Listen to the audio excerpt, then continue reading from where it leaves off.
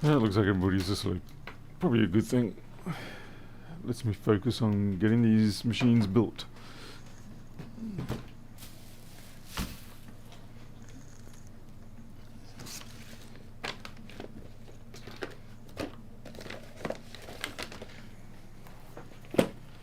Ah, g'day, Greg.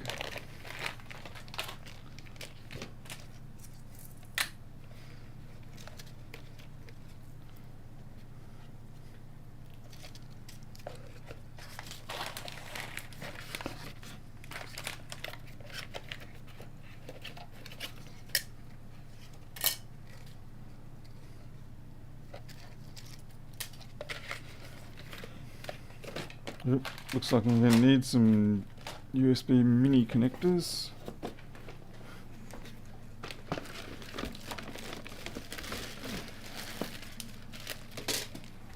And some USB-C.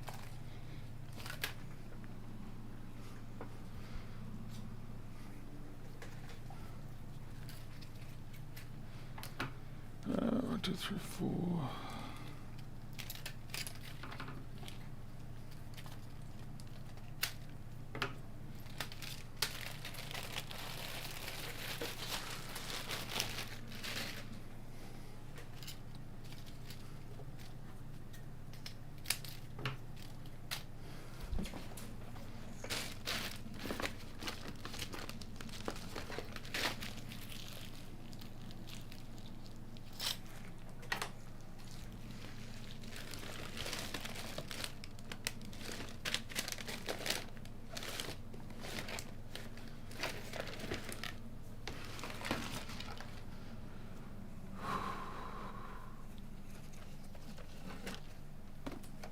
It's kind of easy if I prepare everything beforehand. Plus it gives some time for people to show up.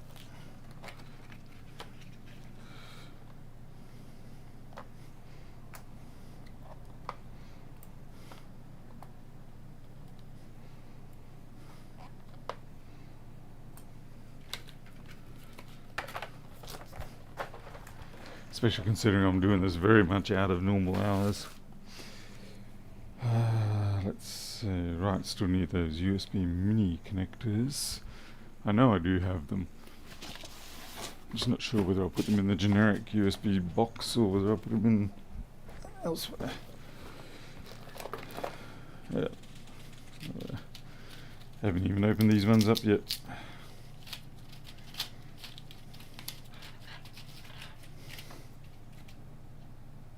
Wait, you guys are USB-Cs. Wrong one.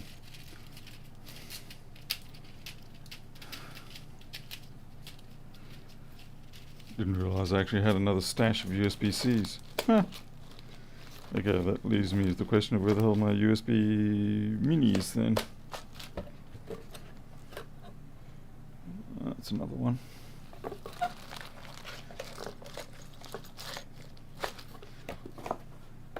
Hey Joe, 5 AM in Germany, awfully early. So looking at replacement routers, whether I just use the ISP router. I've sort of ended up just going with ISP routers these days. I mean, obviously if you want to have superior security or better management of your security and whatever, fair enough. The other upside of having your own router and all the required details, of course, is if something goes wrong with the router, you can immediately replace it, assuming you have one on hand. Because something that I keep forgetting to do is get my connection details off my ISP, so that if something goes wrong with this router, particularly with storm season coming up, I can swap it out with my spare one, which is a different brand and everything. But I'll need to know my contact account details. Alright, so I found those. Just need one more.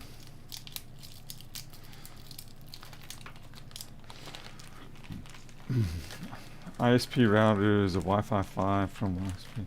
Hey Joseph, Yeah, okay, so UK is 1 hour behind Germany. That's interesting.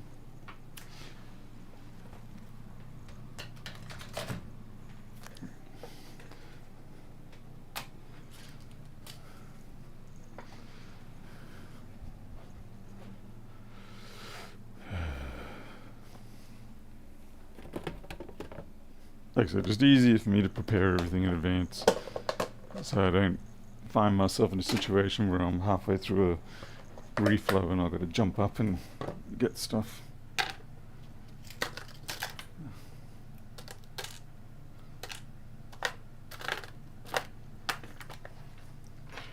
And clear the workbench.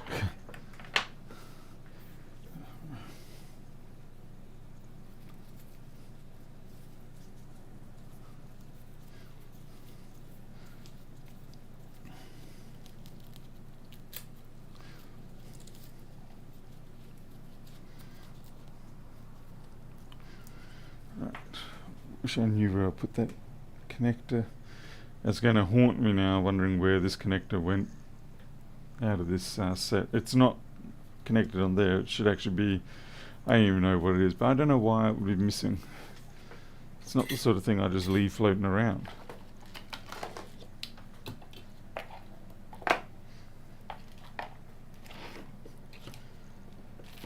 Hopefully I will find it.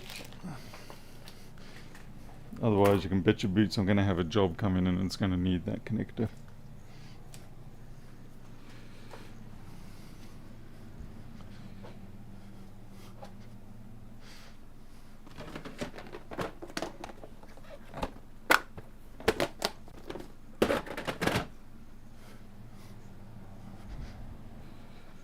Right, now I've got to work out which template I'm using.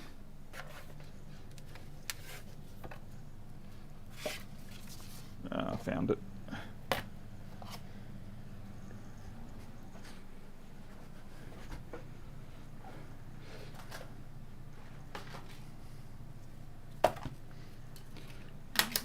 So we're going to try and get 4 of these done.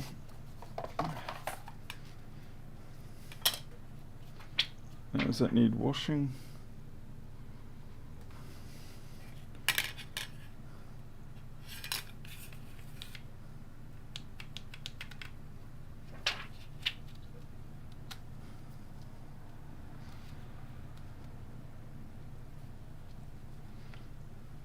I don't know why there's such a gap there.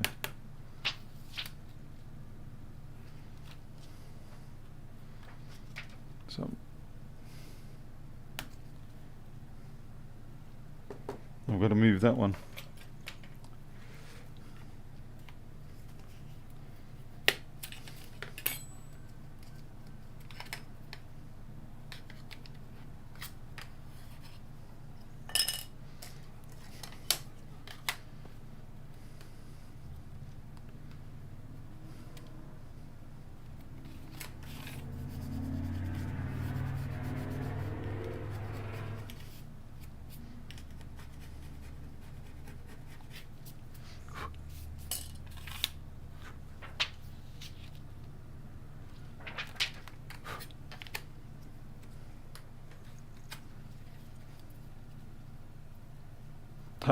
I was wondering why that wouldn't sit flat. It's because there's a bit of solder on it.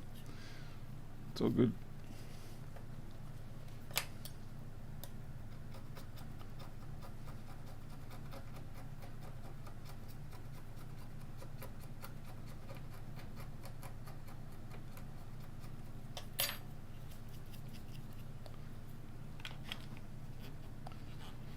Okay, I should do the job. Get some super glue.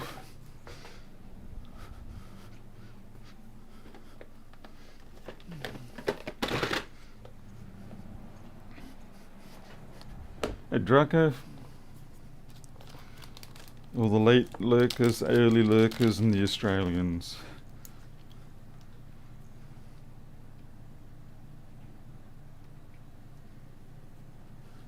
I'm an idiot, I didn't put the extractor on.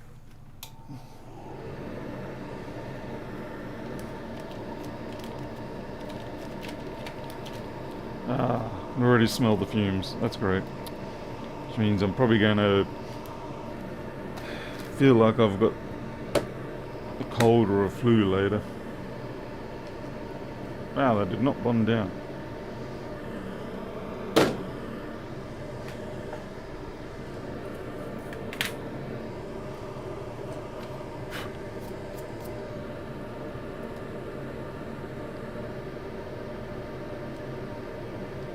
What kind of super glue is this? It's not even sticking.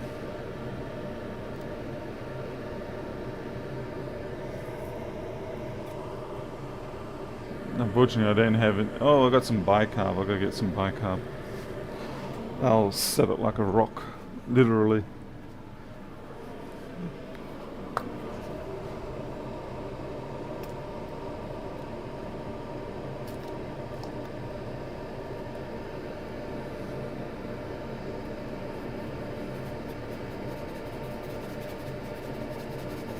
There we go, you can see it locked on right there. Of course, it's not good if you don't do that on electronics. It will destroy the electronics at a later period.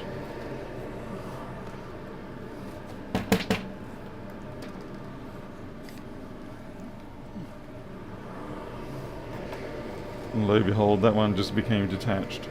And that's still not. That is useless glue. Useless glue.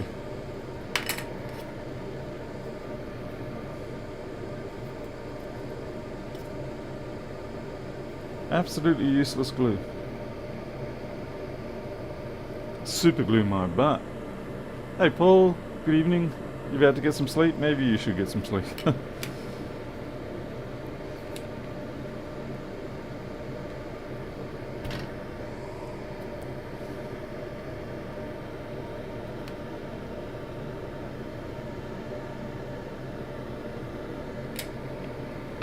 Yep, gotta say, that's probably the worst super glue I've ever seen.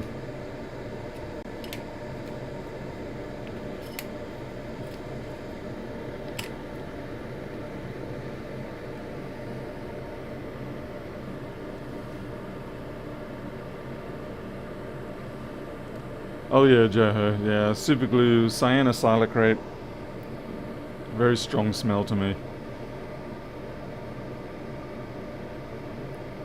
And see, the problem is when I was doing model aircraft as a hobby, at one point I was trying to find alternate ways of doing fiberglassing, and I thought I could try put medium thickness super glue as a replacement for the resin over some of the jobs.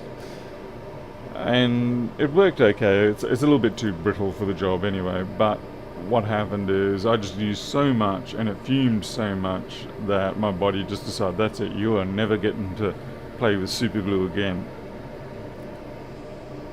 And that's what it did to me. Better get a new glove.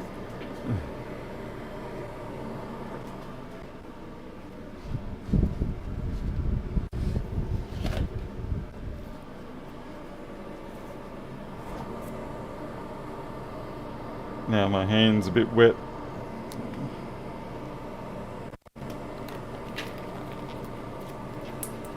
Ah, that ain't coming off in a hurry. Ah.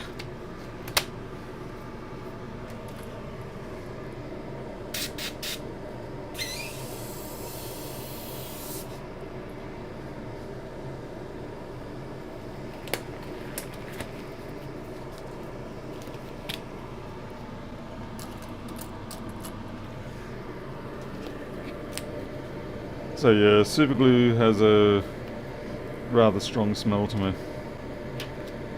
to the point where I have to be very careful with its use.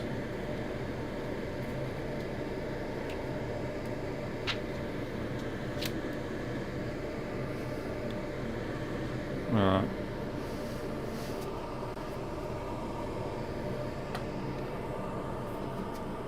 Get my spreader.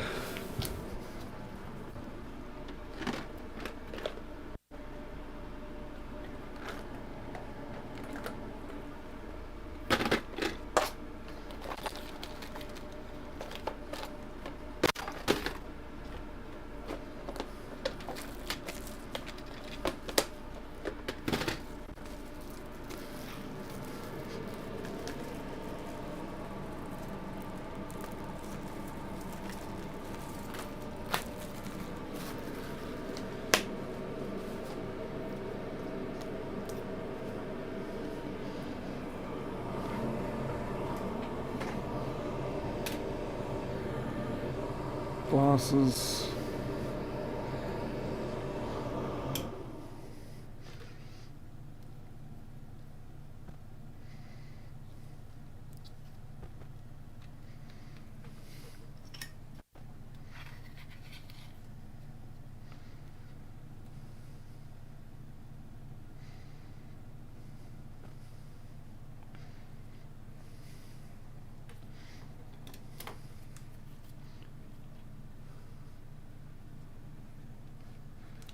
Okay, Paul. Well, thanks for dropping in.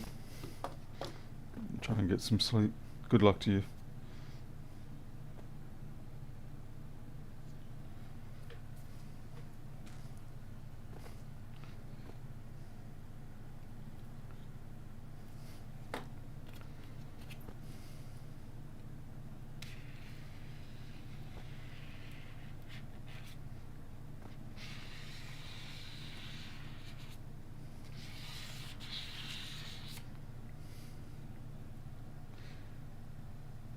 I think I should be happy with that.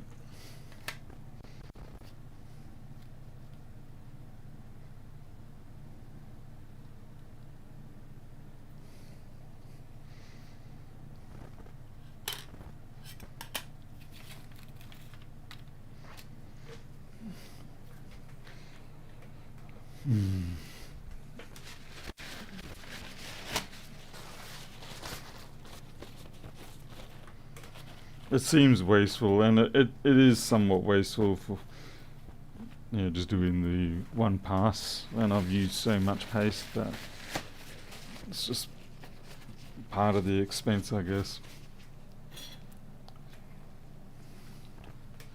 Yeah, grab it while you can.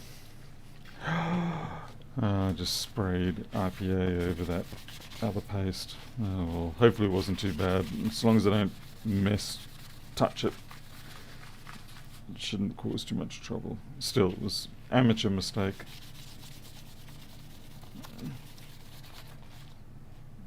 Should have had this board well out of the way.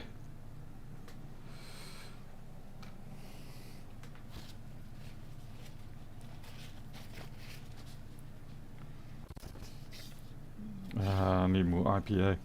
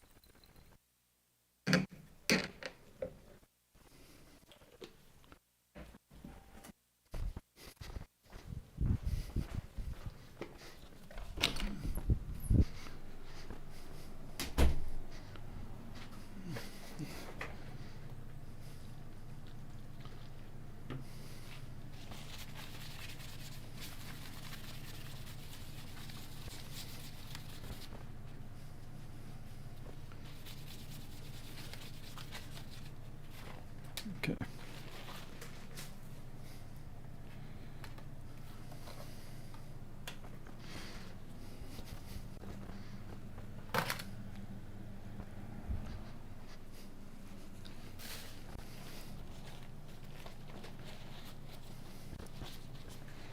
We'll put this excess paste just on a piece of towel for the moment, but then at the end of the job we'll dispose of it.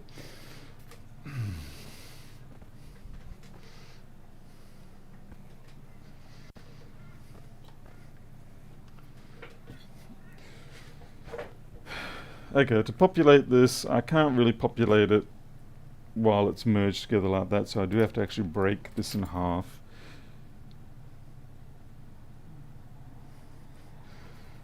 Fortunately, I can get a grip point here where I don't really risk touching the paste, usually.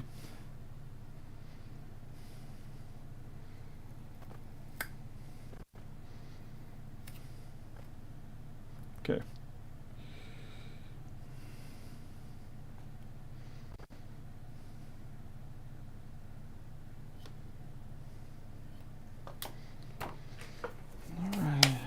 get a vacuum tool underway.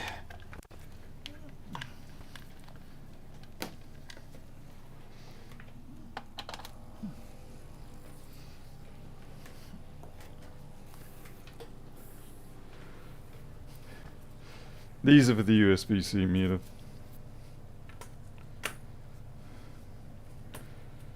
And now I've got to remember where everything goes.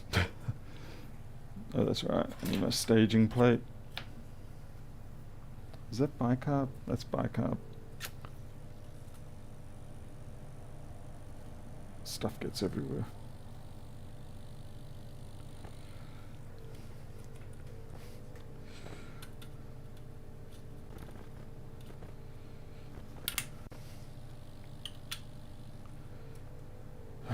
Okay, let's go 4K7s.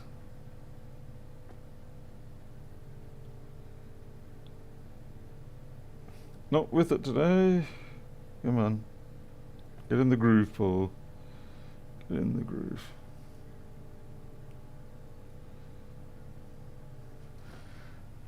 I think I'm going to rotate these. I need to get rid of that bicarb. It's wigging me out.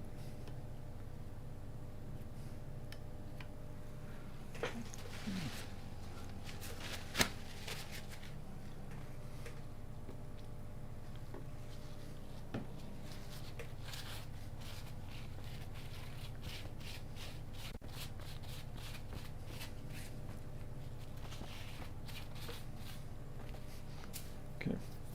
I'm going to reorientate the boards to like this.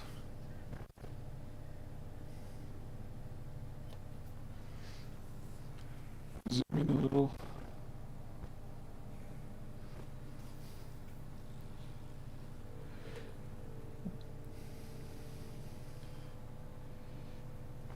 AIX. Well, I was wondering why it was dark. There we go. Kind of helps when you put the second studio light on.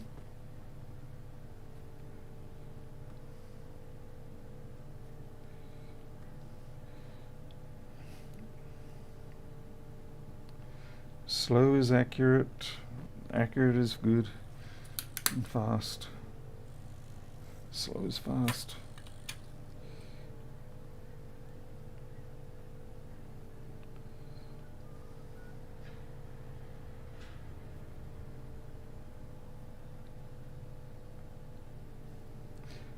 Fortunately, these don't have to be perfect. We have the glorious power of surface tension to make us look better than what we are.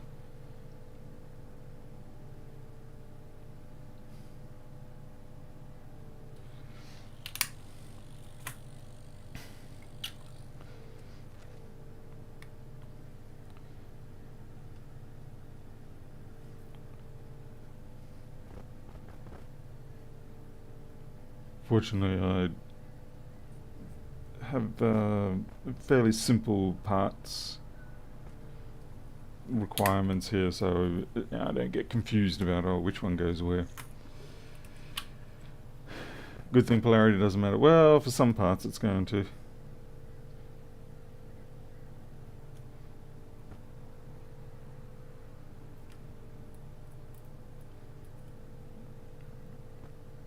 It's also a good reason not to use tantalum caps.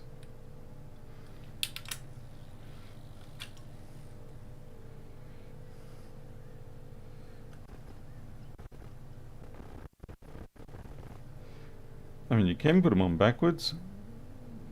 It creates, idiot. It creates quite the show. That's why I have a staging plate.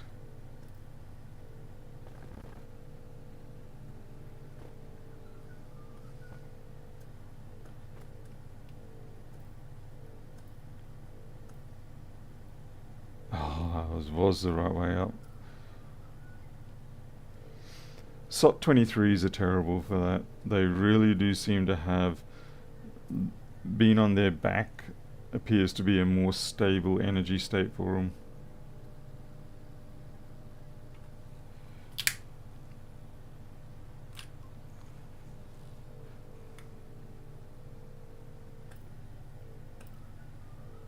Great, now I can't get that off the board.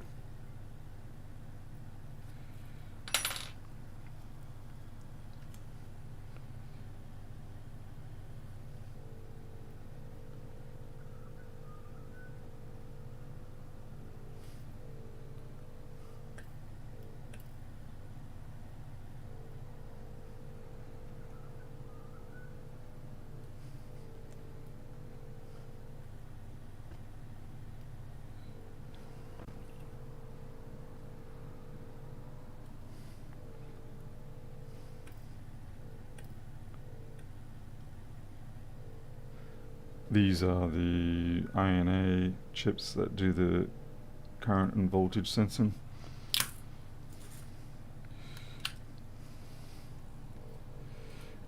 Yeah, it's a bit like toast. Yep. Buttered side down almost every time. Okay, tiny 212s. I had an interesting encounter on Facebook with someone who saw that I was using Atmel chips, and they're like, "Why don't you use STM32? You know, better and all that sort of stuff." And it's like, well, the smallest STM32 that I need, or even the STM8, in quantities of 100, is more expensive than my tiny 212s, and I don't need all the rest jazz that comes with the pardon me, that comes with the STM.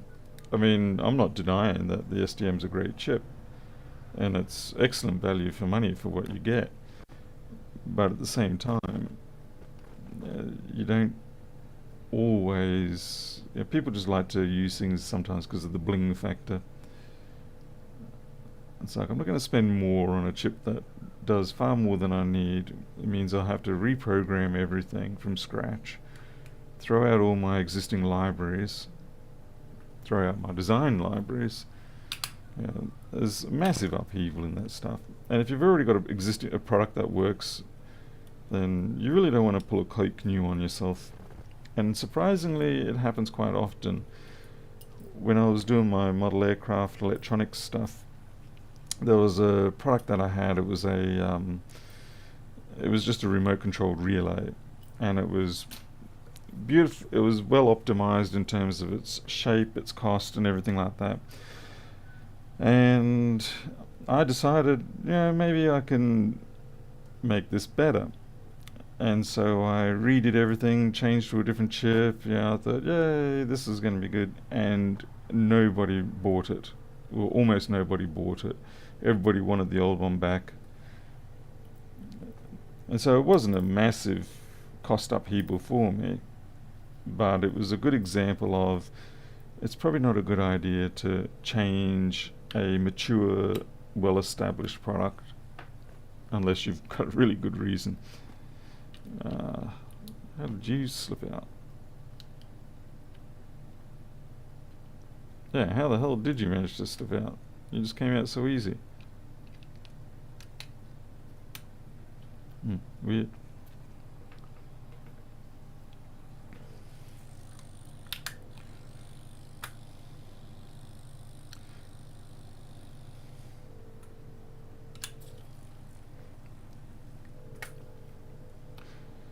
I mean, I felt it myself as well when I got the new version. I was like, yeah, it's technically good, but I actually prefer the old one.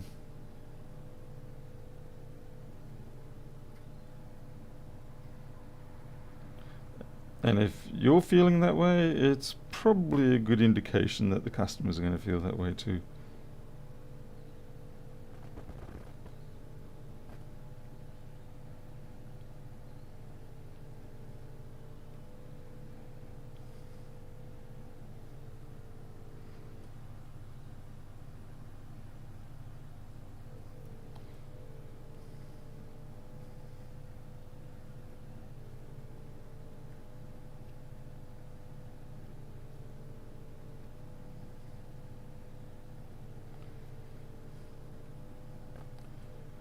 There's heaps of these 100 nanofarad caps scattered all over the board. more than I expect every time.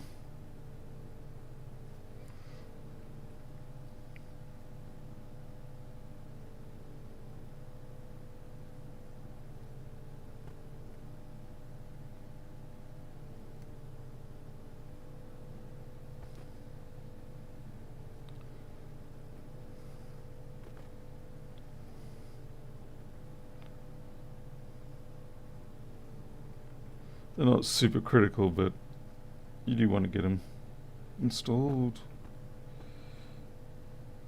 We've also got to put the LEDs on.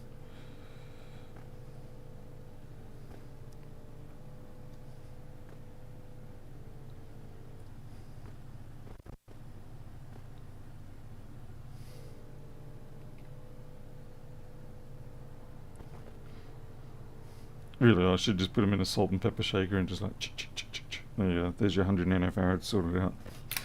Okay, for the LEDs, we've got to go to the microscope.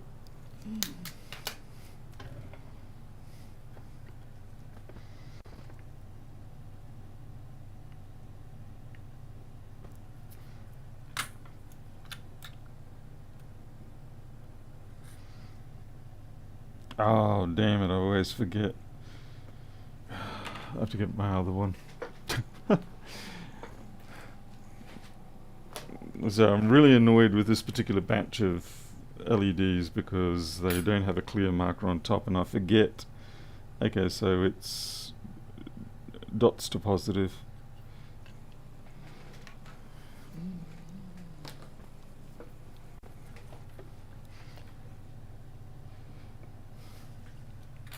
You're right about that with the computers too, Graham. Like I thought, say with Apple, the 1466 and the 2337, the original M1, they were great.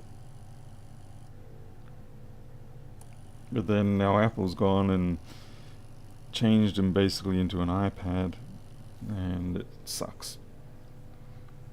But I suppose they don't really care about us. You're a different LED. You're a different LED. What the hell? I've got two different types of LEDs in here. Oh, what a disaster. What happened? How did this happen? Let's see. I was clearly foolish enough to think, oh yeah, I'll be able to see them from the distance. And obviously I cannot.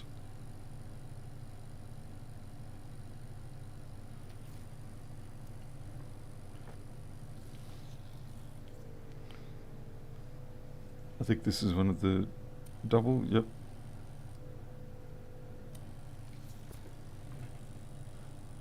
Yeah, I much prefer it if the LEDs have a marker on the top, like a little green dot or something like that, to say this is your anode or this is your cathode. I don't care which, as long as I know.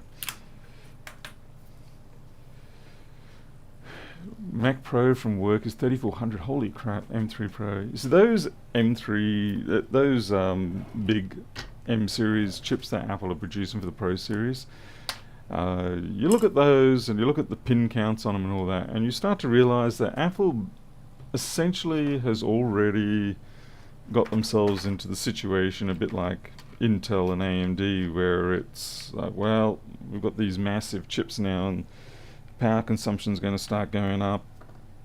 Yeah.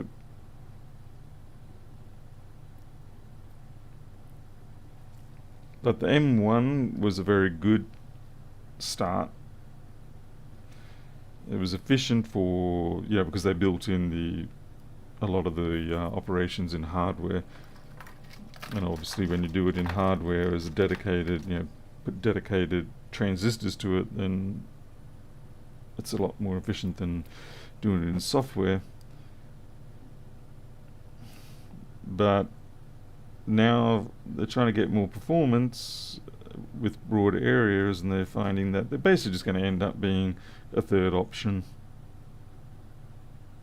between AMD, Intel, ignoring the latest fiascos between those companies.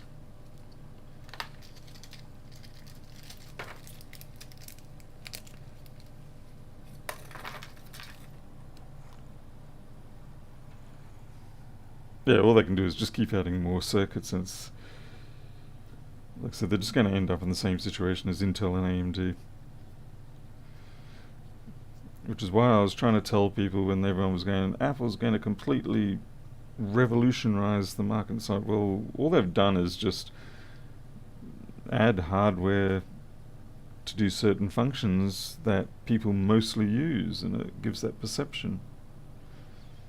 But when you get back to general purpose computing, then yeah, they're going to be playing the same game as Intel. In fact, most likely Intel at that time was more efficient still than Apple for general purpose work.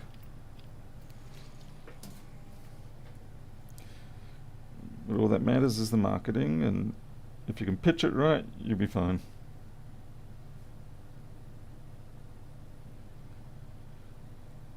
I remember when transputers first came out back in the, I think it was would have been late 80s.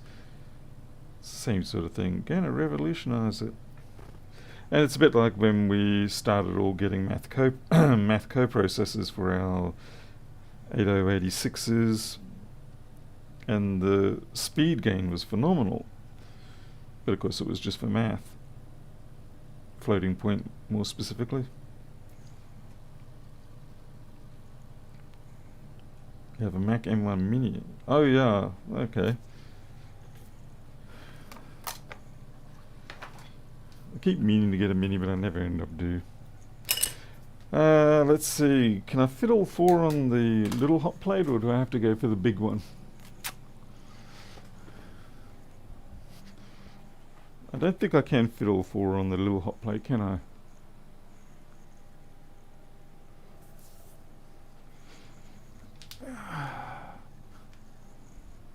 Especially when I don't even know where it is right now.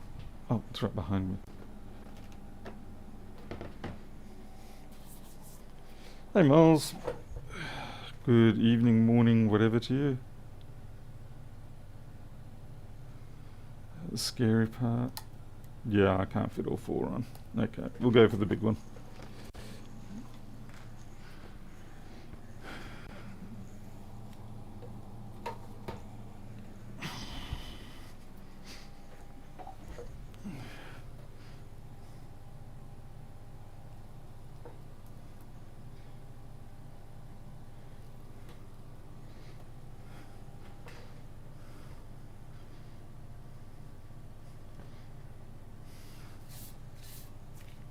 Kind of needs a wipe down.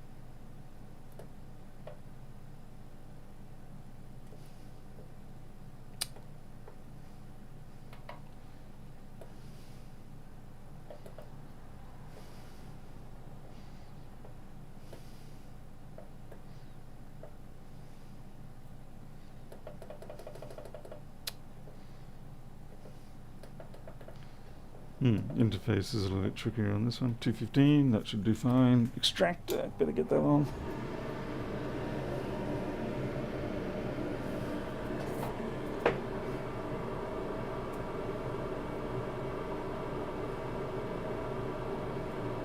So you see the performance of the new RISC-V chips is slower than a Raspberry Pi. That's probably understandable. The reason why the people are going for the whole RISC-V thing is due to the open hardware type status of it. So they're sort of, at least they're not trying to push MIPS. MIPS was a great architecture, but it did have inherent limitations.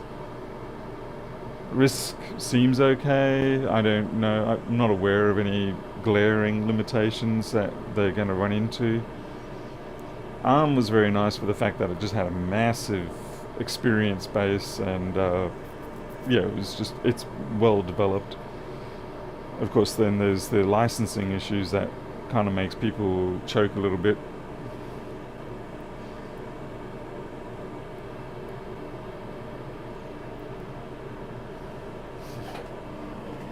So we're up to 96, 97. I'll just zoom in a little more.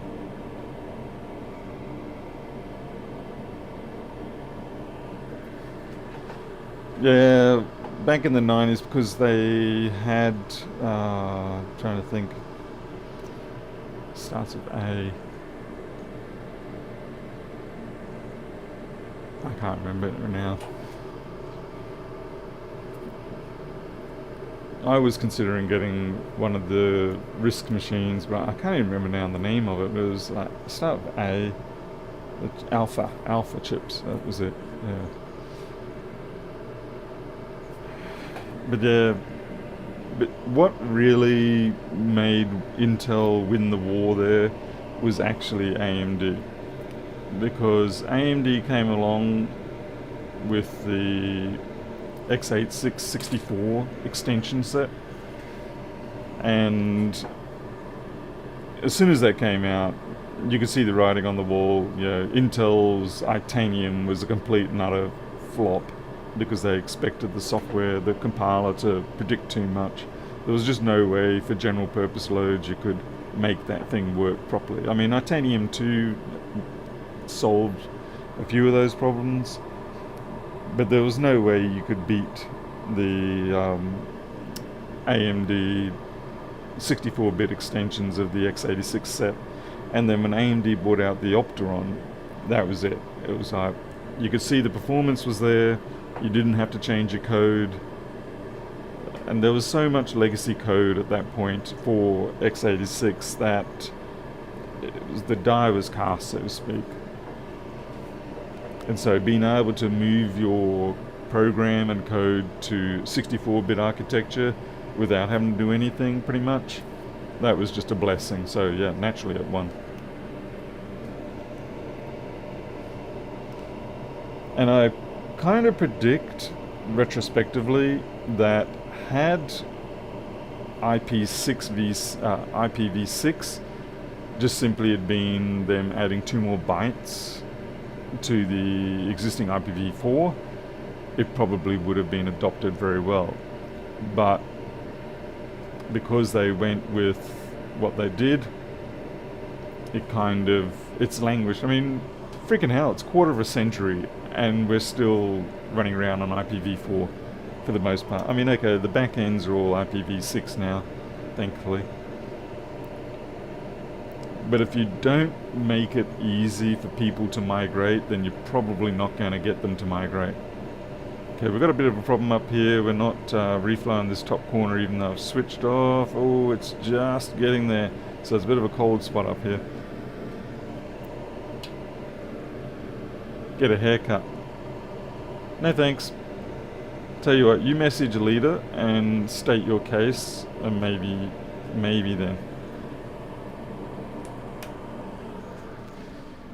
Cost and convenience, really. Most people will be happy to take a bit of a penalty in performance, short-term sort of thing. Like, I still haven't actually gotten around to producing a M-series variant binary for my flex board, because the Rosetta 2 program does a perfectly good job at translating, making it work for me. So why would I bother changing? It's a whole new set of bugs for me to worry about. Oh shit, that's bad there. Yeah, that one did not. I'll have to reflow that. Rework required here.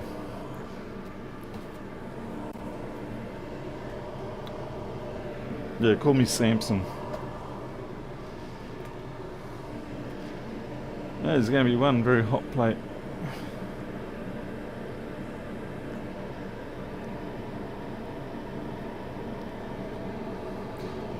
It was a little bit different in the earlier days of computing when compatibility and all that sort of stuff wasn't as massive. I'm talking about the 80s, early 90s, not much further than the early 90s, like 91, 92. But once things like Windows really got locked in on x86 and a lot of software was starting to be written specifically for the Intel chips, then it's sort of, there was just too much lock-in there. You couldn't get that to change in a hurry.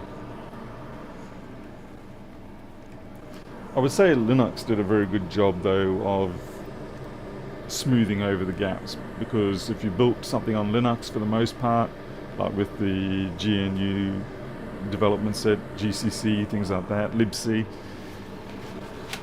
then you had a reasonable chance of porting it to another architecture without too much trouble under Linux. So it sort of helped get people to shift between platforms if they had to. Java, of course, was supposed to be the great, glorious, universal binary thing, and it turned out to be a steaming pile of shit. It eventually delivered, but it was too late. They lost their opportunity. I mean, yeah, I know it's massively popular, but it didn't turn out to be quite the revelation that it was purported to be. It doesn't help that Oracle now runs it.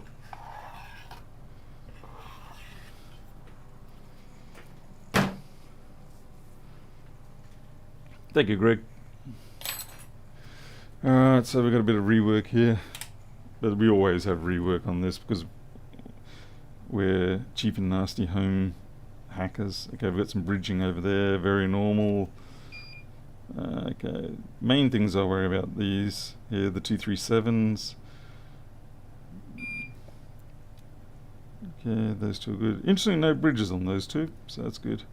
But we do, I go along and I manually redo these pins here on the USB slot. You've got a bridge down there.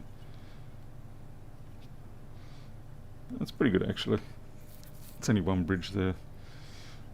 That one went wonky, so hit that with the hot air and give it a tap with a bit of flux and it should be good. Overall though, it actually was done a pretty good job really. It's just that one and the bridge. Okay, we'll get this one fixed up.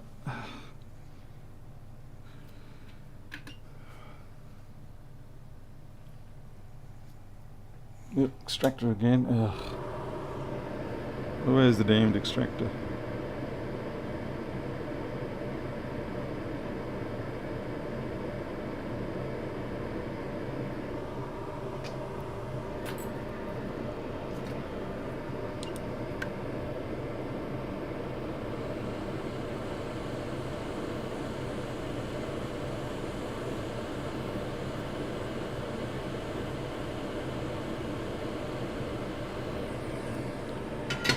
Sold. Glad you called in sick. Why did you call in sick? You're not sick. Are you? Are you sick?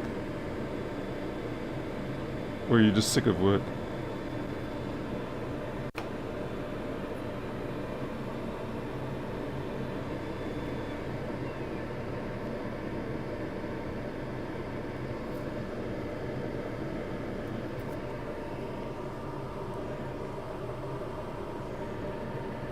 You will be in the morning.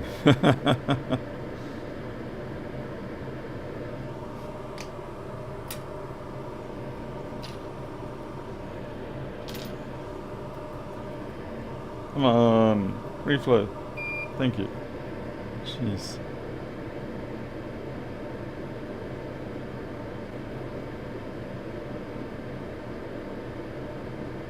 Yeah, I kind of swiped that a little bit too far. And so now I've got to do the whole damn run.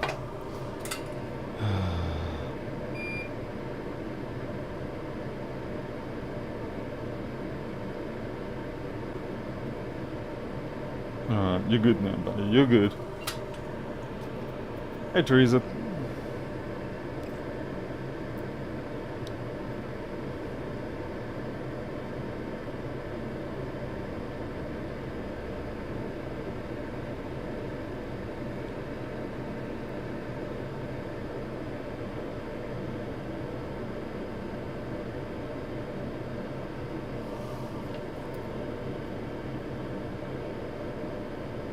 they're soldered.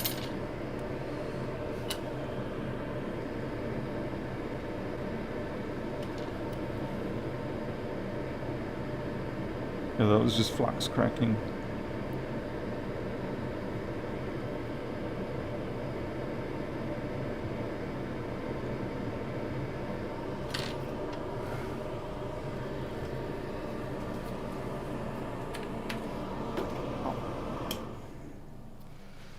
Yeah, time to do some flashing.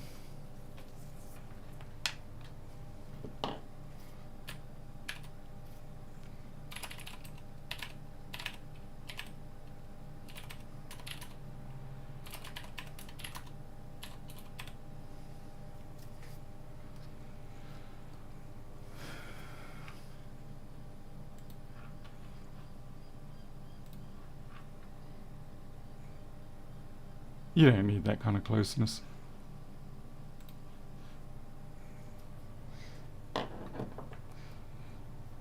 So we don't know each other that well.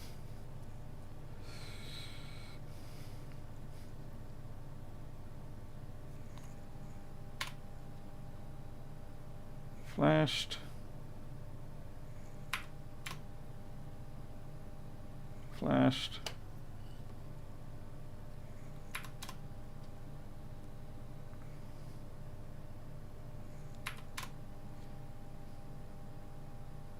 Okay, they're all flashed. That was nice.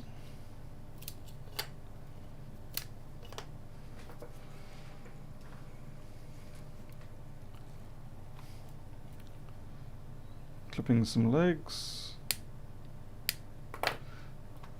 I would genuinely prefer if I could get these without the backlight module on them. I mean, it's just a piece of plastic, but I have to order 1,000 of them if I want that, which is annoying as hell, because I used to be able to buy them without the backlight module, and the contrast is superior without the backlight module. I mean, I adjusted the contrast setting in the firmware to get the best I could out of them, out of these displays, and it's pretty close to the old non-backlight module ones. It's just not quite the same.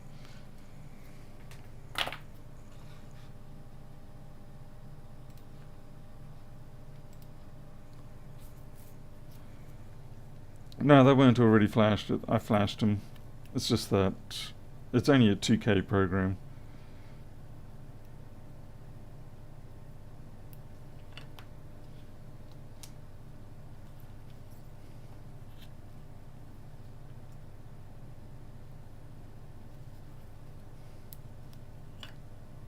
So it doesn't take too much to put it in.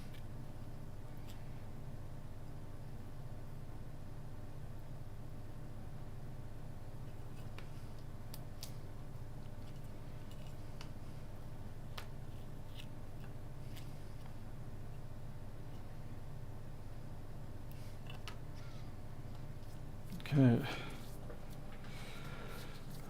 I do not want to get OLEDs, no. Not to mention that getting an OLED that size, I mean, these cost me, what do they cost me?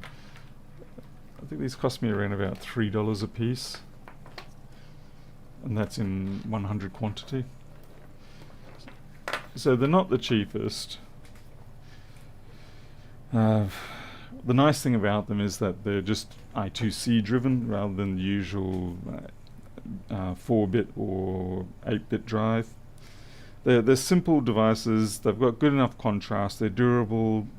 Yeah, it just works out nicely for me. Okay, that's good. So we're just going through doing all the rudimentary tests initially. Okay.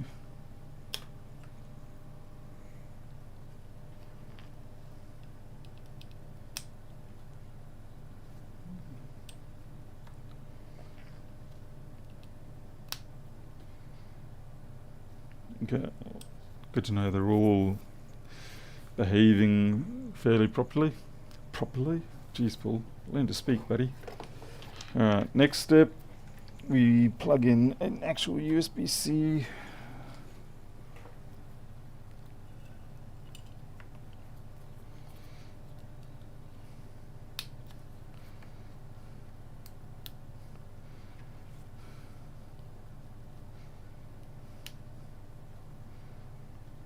go, so that's working.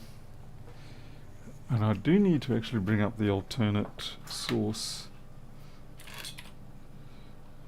Let's see.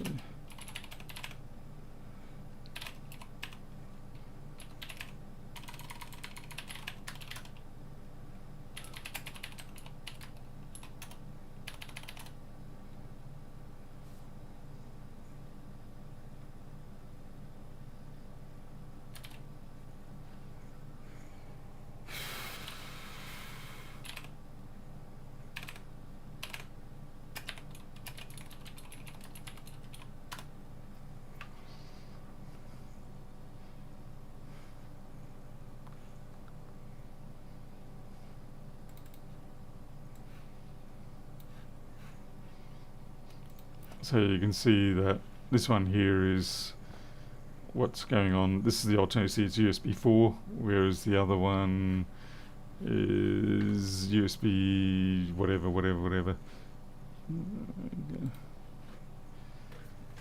So it's just on a different port, but allows me to run the program multiple times in different places. Okay, so that confirms that works.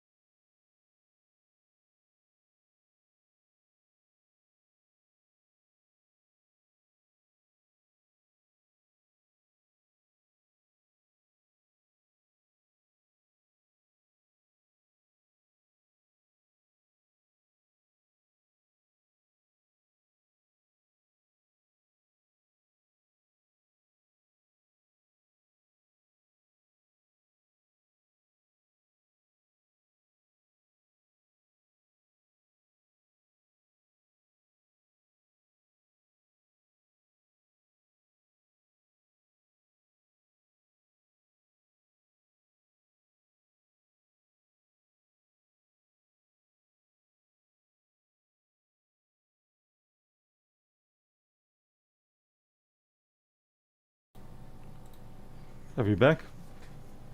That's kind of weird.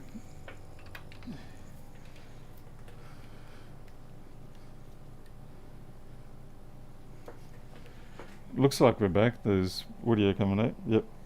Yeah, I don't know what happened there. What's really strange though is that I activated these two cameras because they've got audio pickup, and I just keep it blocked off, and you weren't able to hear that. So that's very strange. Still got audio? Yep. Now, I'm not quite sure what happened there. I don't know whether it was related to this work or something else. Anyway, they're all good. So now we can tape them up.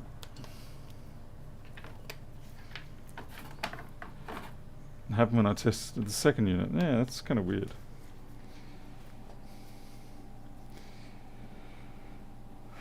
Right, tape. Ooh, geez, that hot plate's still got a fair bit of heat in it too.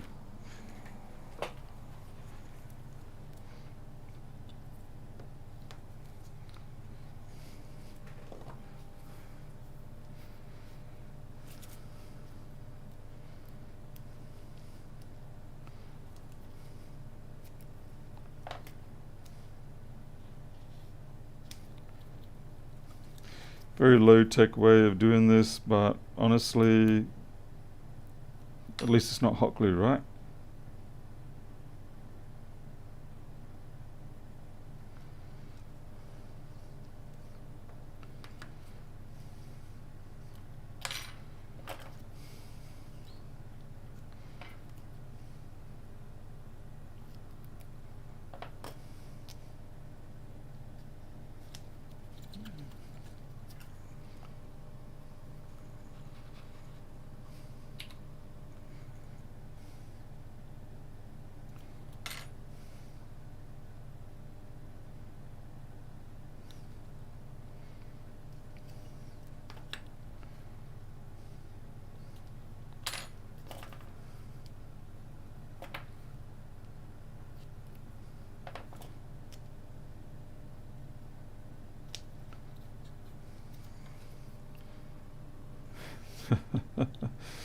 Oh, come on, Miles.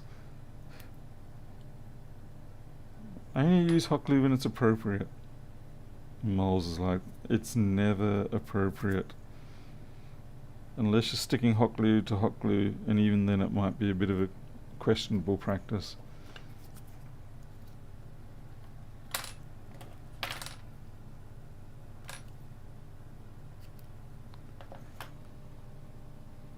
Keep my coffee warm. Yeah, that's a good idea actually.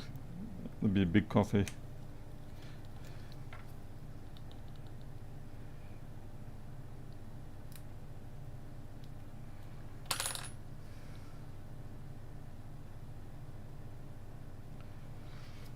The other thing is, I use just a smallish amount of tape because it is going to be mostly kept in place by the heat shrink.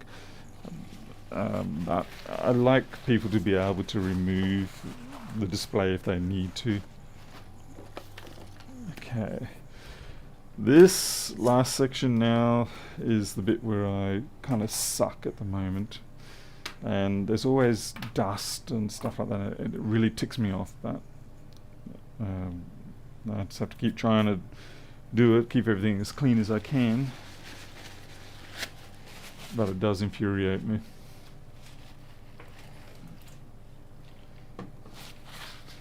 Getting the heat shrink on. You'd think, well, why is there dust with heat shrink? It's because as I uncurl the heat shrink, it generates static and it really drags in a lot of trash. So I keep the heat shrink in this bag. So as you can see, it's a fair whack of heat shrink there. And I try to only slip out what I absolutely need to slip out.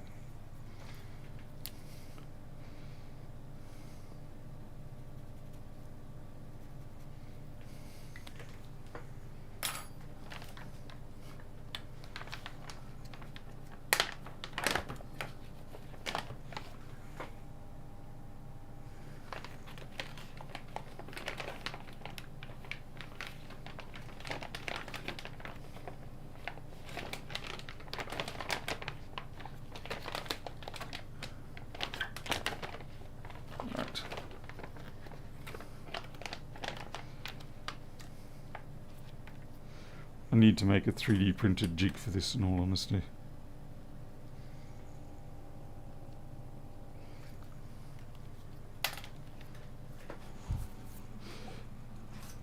Because I am not able to get this cut as straight as I like.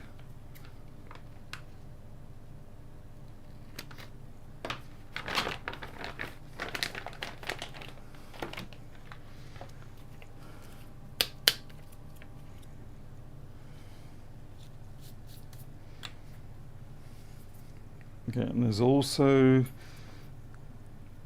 a thin film over the top of that LCD.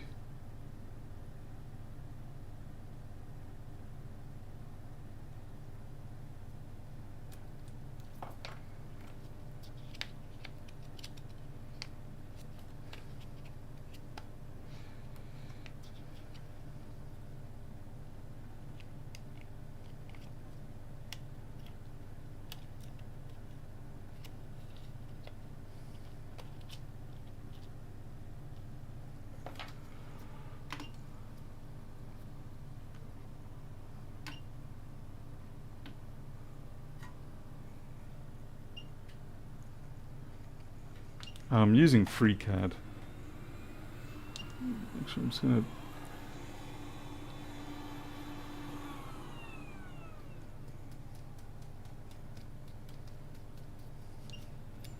Shit. Damn button again.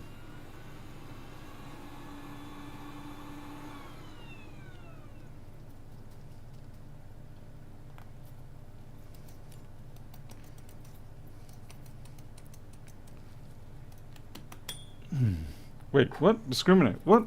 Where am I discriminating?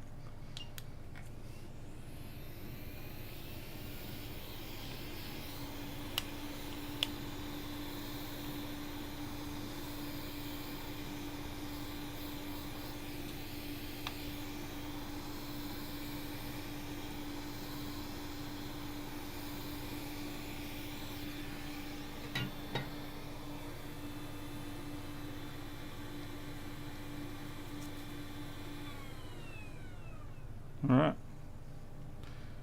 That's one done.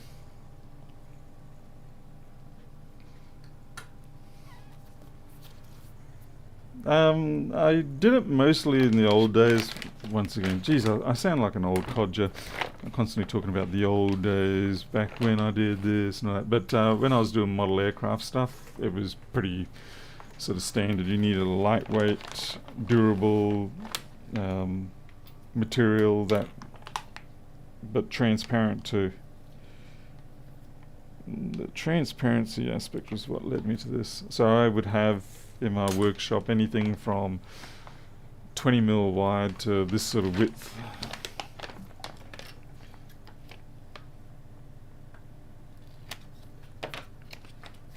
I do them one at a time because if I leave this stuff out too much, it really does, like I said, just attract so much static.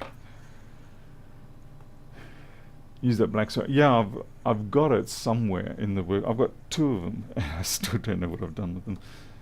So yes, using the black square is the correct thing to do.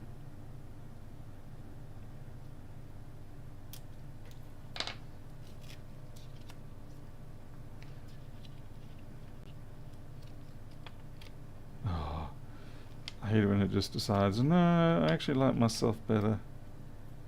Oh, I like that. But I also don't want to, you don't want to drive it in such a way that you actually leave a scar mark on the plastic.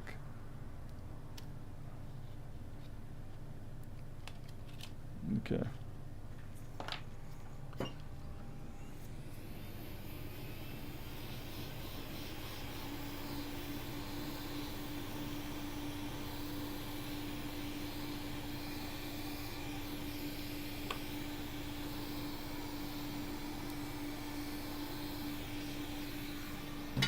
And you can tell the static's really kicking in because, I don't know if it'll show up, but if I run my, when it's shrinking, you'll see like little spider web marks going across here, and it's the static, the electricity causing the LCD to turn and subsequently show up. Okay.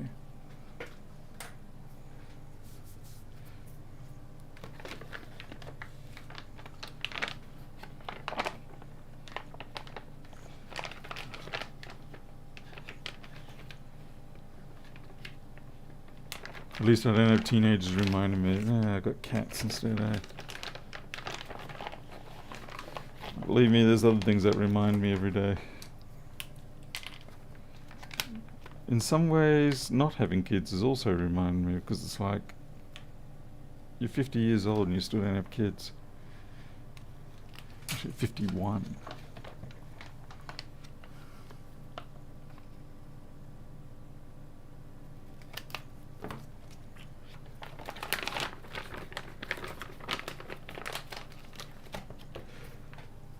Years ago in the 1980s, yeah, I'll tell you what, you know, it felt like that in the 2000s, because you started out saying, oh, 10 years ago in the 90s, and then you get to 2010s, and you go 10 years ago in the 90s, and then you get 2020, and you go 10 years ago in the ooh, and you realise, yeah, time's kind of done a runner on you.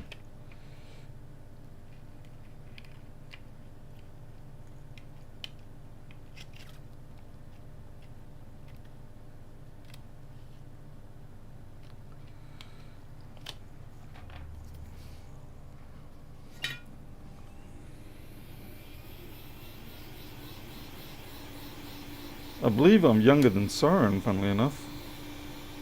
That I wasn't expecting.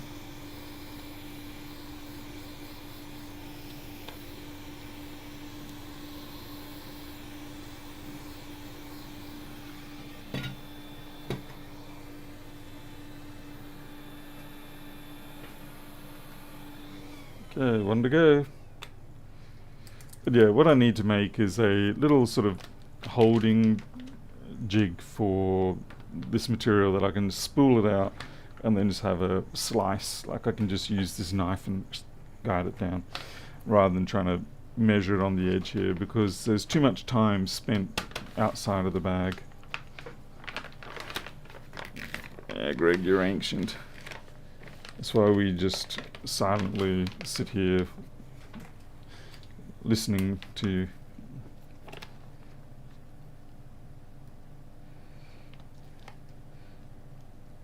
you like a 300 baud acoustically coupled modem.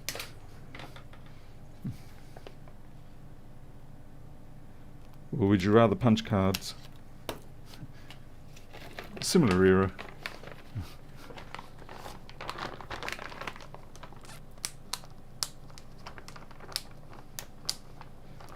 Yeah, Greg speaks 300 baud.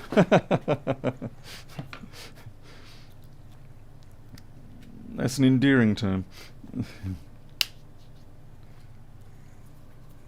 You knew Noah.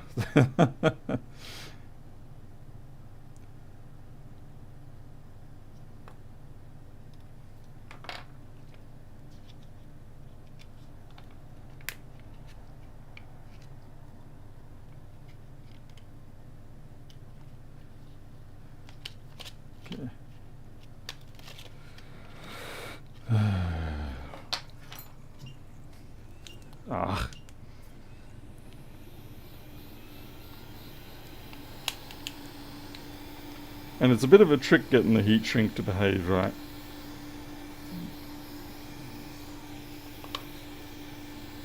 You most definitely cannot heat shrink this side first, because if you heat shrink this side first, you end up with creases over the LCD.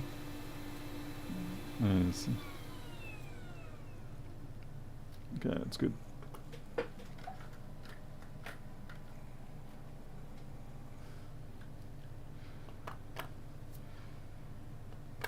Okay, that's it. They're done. Thank goodness for that. Just going to plug them in again, just to verify that they're still working. Okay.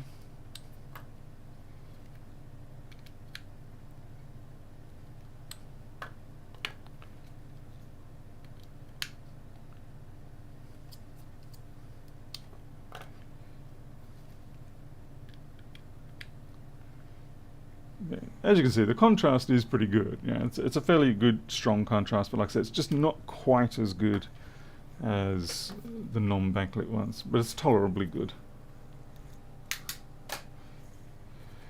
Alrighty, thank goodness for that. How long did that take us? An hour and 20. So we'll call it, yeah, it's a little slower than I would normally like. That's good enough. Now, for those of you who stuck around, I have a package that has arrived. So, people are like, what the hell is a package? It's a package. Don't you speak Australian?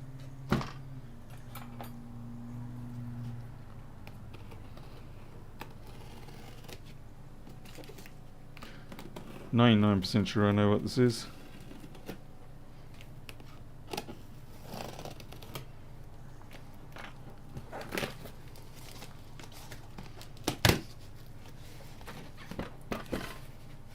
More French.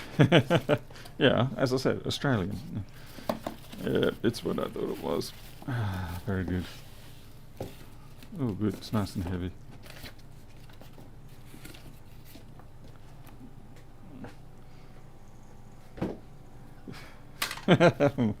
Miles, you've been listening to too many Australians. You must be listening to Dave Jones too much. Interesting that they put that there. I didn't see that on the original. Okay, well, the first, most immediate thing that strikes me is that the resolution sucks.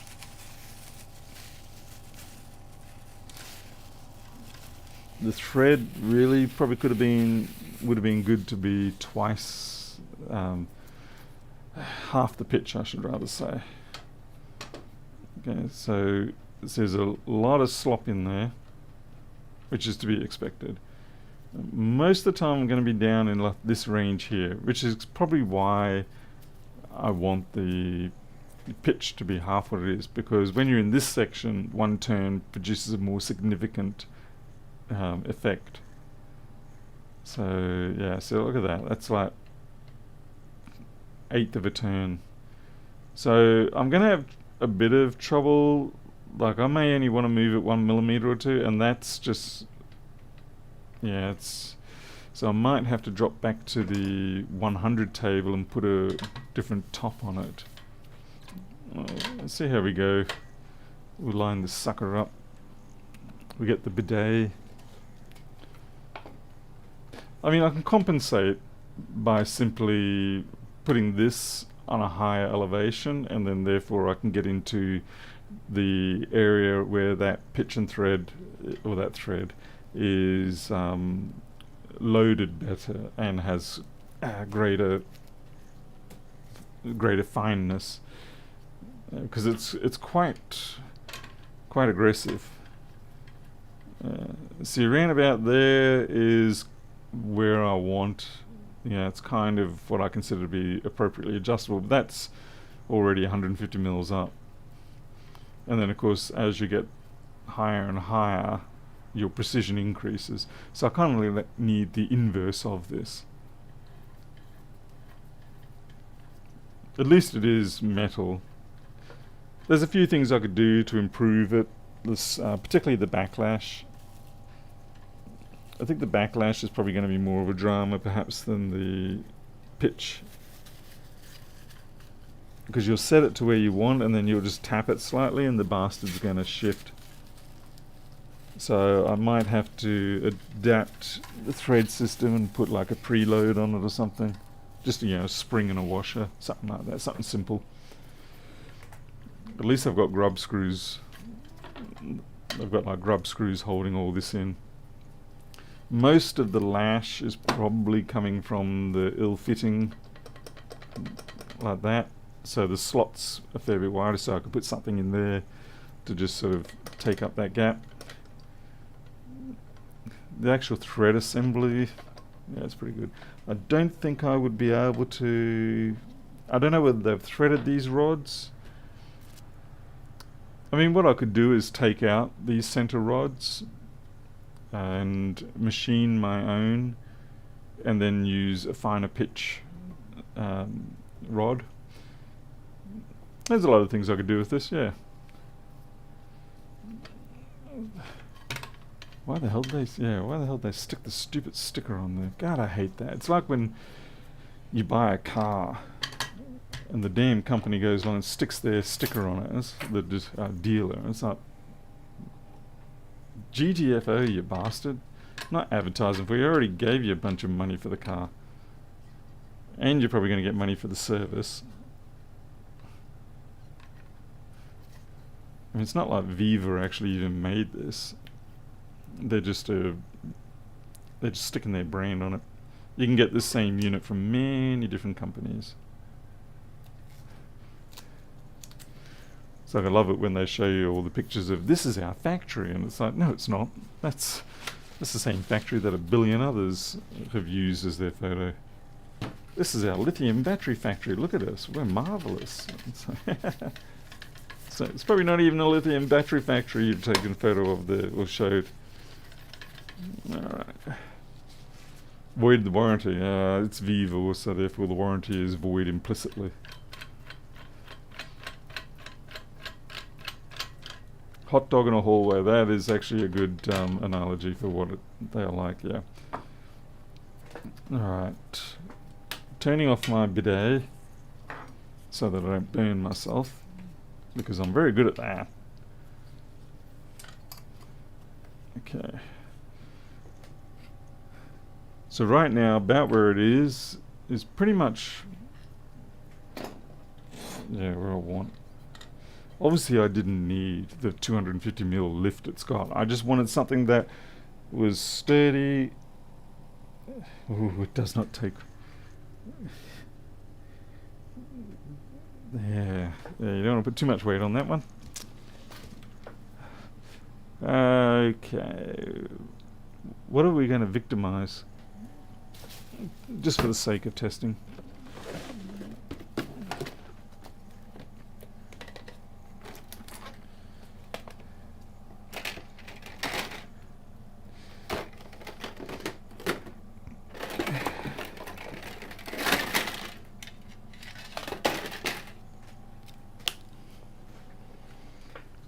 There we go.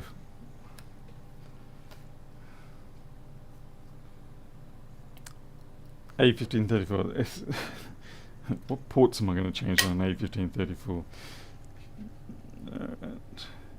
Well, yeah, I was pretty right. That's about the spot distance-wise where I'd want it to be. Unfortunately, you don't really get to see.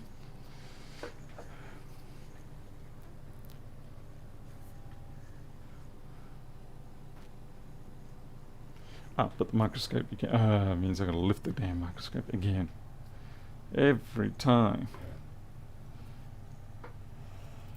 And it upsets the compass module, of course. Understandably, because it's got cables on it that don't like being stretched. Okay. I'm gonna have to fix that up now. Damn it. Please stand by, folks. I know you can't see anything.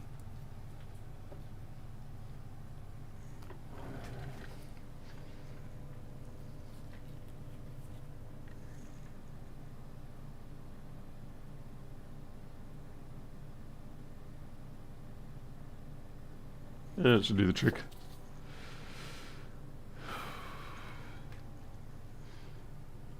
Okay, extractor.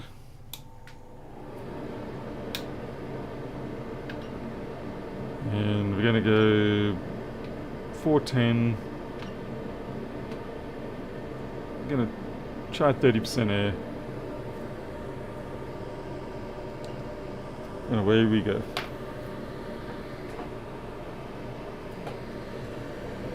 Let's see if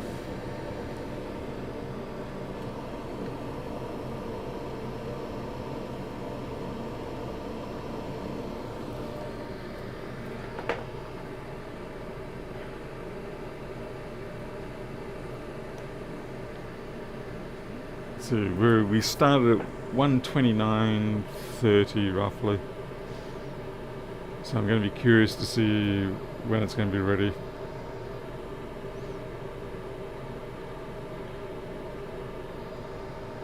Pedro, what I really should have is, you know, when on a drill press, when you can have the gear gear lift on them. You wind it up, wind it down. They're actually surprisingly hard to find them at any decent price these days, because everybody instead has got the cheap stuff. So we'll say 129.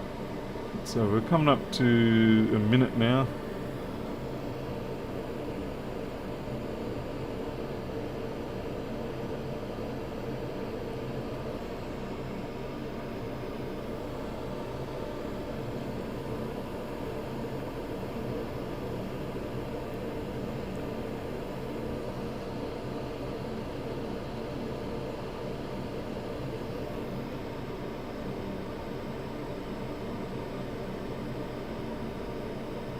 Got a bit of a wobble developing.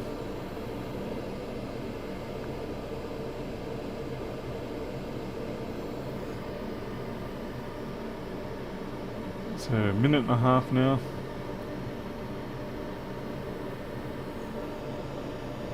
Not sure why we got a wobble.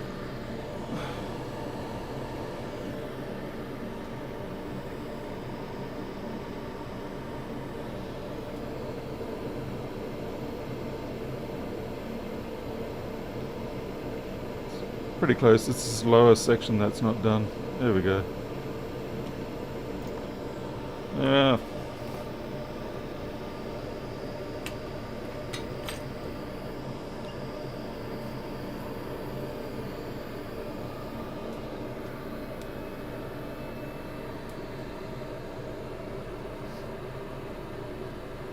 That is so good.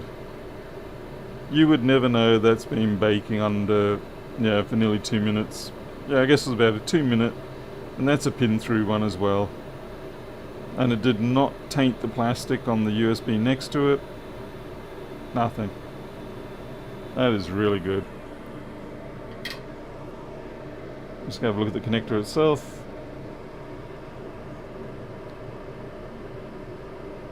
No flux either. That's the extraction without any flux. I don't know about you, but I'm sold. I'm really happy with how this works. And yeah, that was what did I say, 400 or so? 30% air. I think it was 400, 410. It was 410, 30% air. Absolutely no damage at all. Loving it.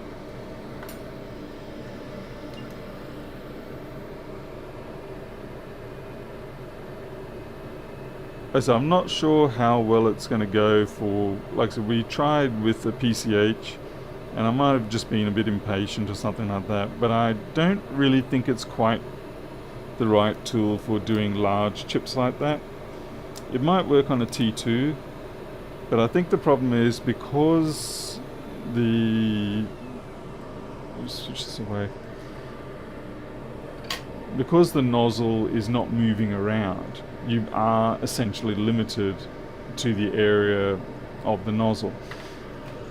The way to counter that is probably to flare out the nozzle. So like if you had a 20mm to 30mm, that would probably work. And then, or you could square it out if you wanted. So yeah, the fact that it's not moving around strictly limits you to pretty much that size, with a little bit of increase simply because your air is dispersing out. So I suppose that's when you could raise the table a little more and, you know, let it fan out somewhat. But really, for $3 for the elbow and $50 for the table, $2, so $5. Let's call it $60 all over.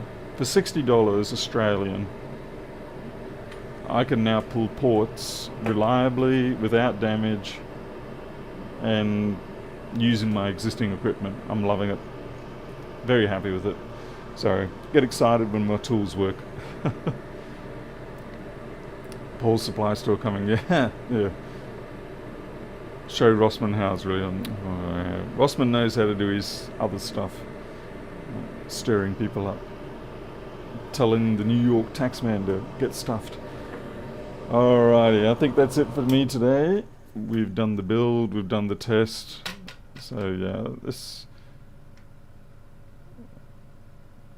I do really feel like I'm either I sort of, yeah, I may have to put this on a slightly taller block.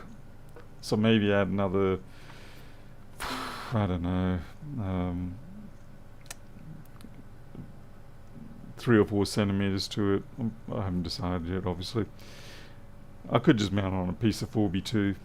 The width would be about right, 2-inch thick. Yeah, it'd be work. So the other thing is, this is actually already sitting about 18-20 millimeter lower than what this is, because yeah, it's the end of the bench here. But yeah, it's just too kind of sloppy down lower.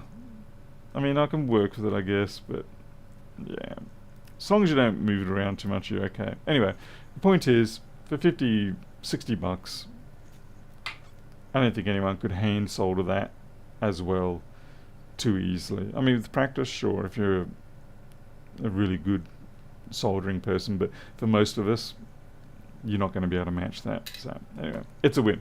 Okay, I'm out of here. Thank you very much for watching. I'm going to go pack some orders because that's what we had to build those USB-C meters for. And I will see you on the next stream, whenever that may be. Until then, you'll take care. I'll see you later.